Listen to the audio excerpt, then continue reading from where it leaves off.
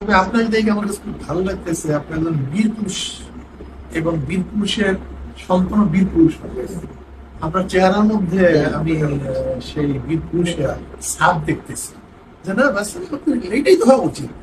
দেখুন কি আর বাপ কি হবে, যে হয়েছে হয়েছে। আমাদের সাহাবাদের মধ্যে এরকম ছিল যে মা সন্তানকে যুদ্ধের ময়দানে পাঠাইছে, শহীদ হয়েছে, সে শুক্রিয়া আদায় করছে।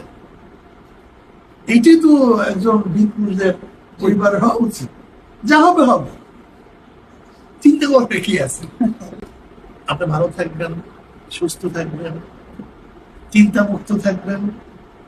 আশিক নজরুলের হাজারো ভাই তার সাথে আছে, হাজারো পরিবার, লক্ষ কোটি পরিবার। সত্যি মনটা ভরে গেল।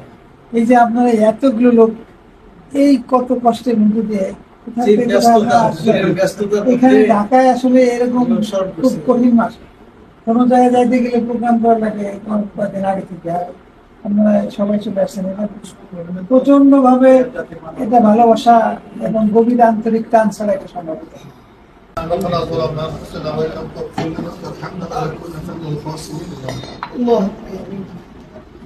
আল্লাহ আমাদের গুনাহ খাতা মাফ করে, গুনাহ থেকে বাঁচিয়ে থাকার তৌফিক দান করুন।